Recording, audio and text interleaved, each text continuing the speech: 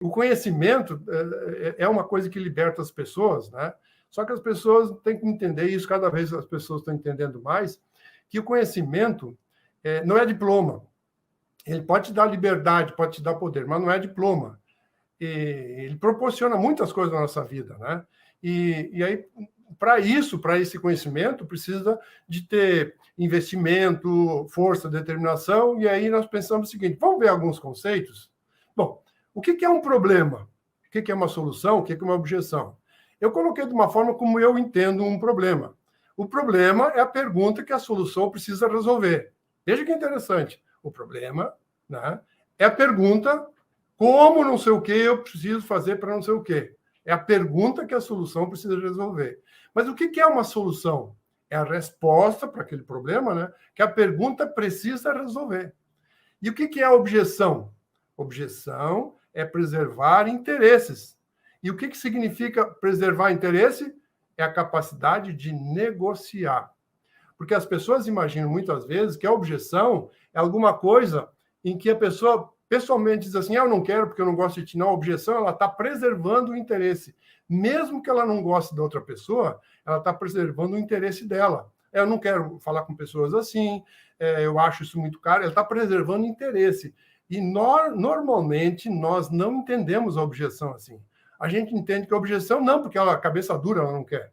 Não, porque ela está preservando o interesse. Isso funciona desde a parte pessoal, familiar e qualquer outra coisa, até passando pela política, que está nos nossos dias hoje. A gente não entende isso como preservação de interesse. Por quê? Porque aí tu tem que negociar. E a negociação significa, da mesma forma, você tem que ceder em muita coisa e às vezes não quer ceder, né?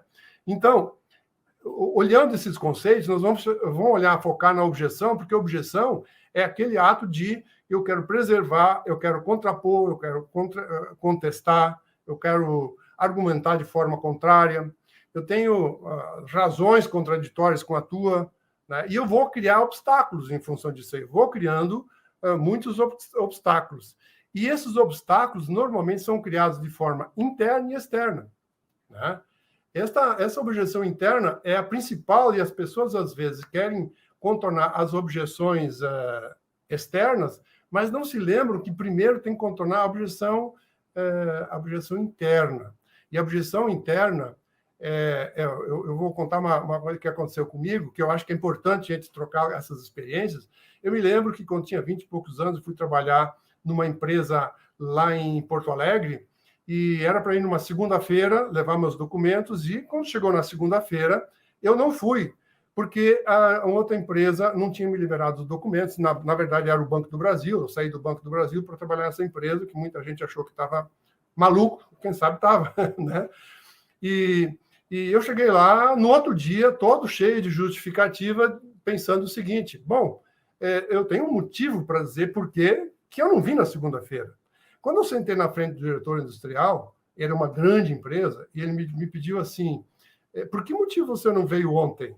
E eu todo cheio de, não, eu não vim ontem porque, bom, eu não tinha os documentos, não estava lá.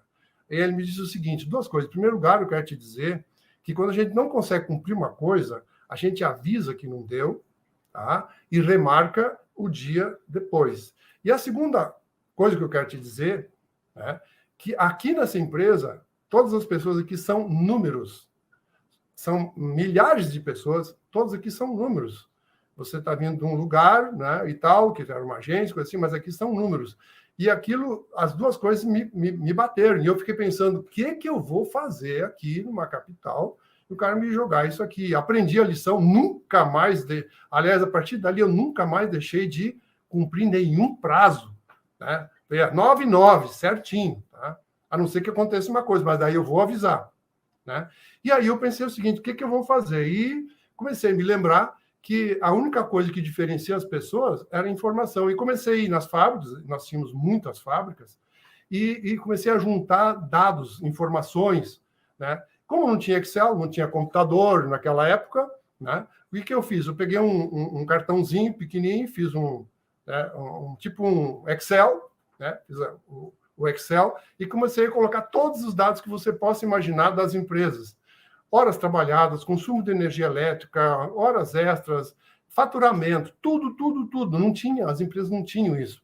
E eu comecei a juntar e demorei muito tempo para conseguir fazer isso. Né?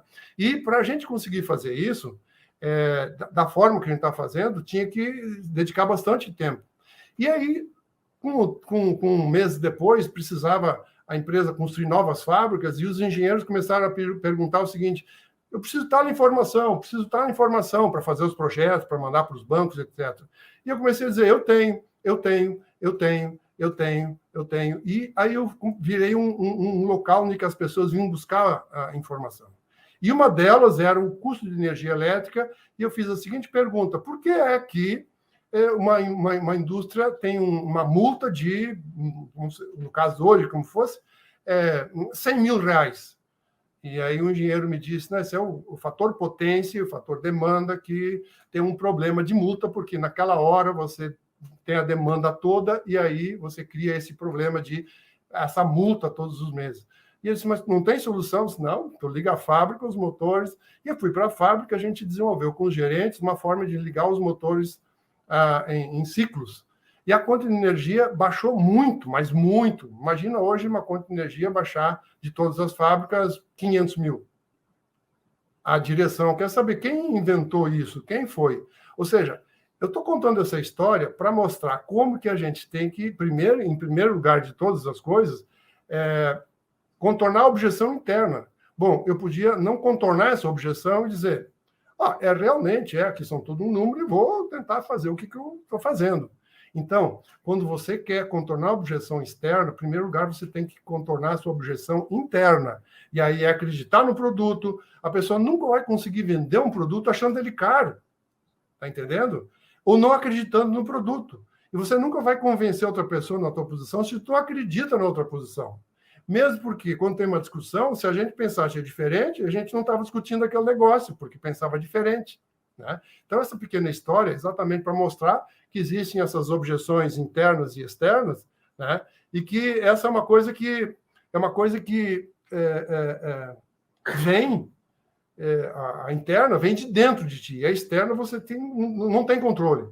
A externa ela aparece e você tem que fazer. Então, a primeira aprendizagem que nós temos que ter é que nós temos que contornar a objeção interna. E as pessoas, às vezes, ficam com ela dentro, não acreditando no produto, não acreditando na qualidade, não acreditando no valor, no preço, não acreditando na empresa. Ela não vai conseguir objetar. Da mesma forma como tu não vai convencer uma pessoa naquilo que tu pensa, se não é aquilo que tu pensa. Tem uma hora que você não vai fazer aquilo. Tá? Mas nós viemos aqui para falar da objeção externa. E a objeção externa é uma coisa que tem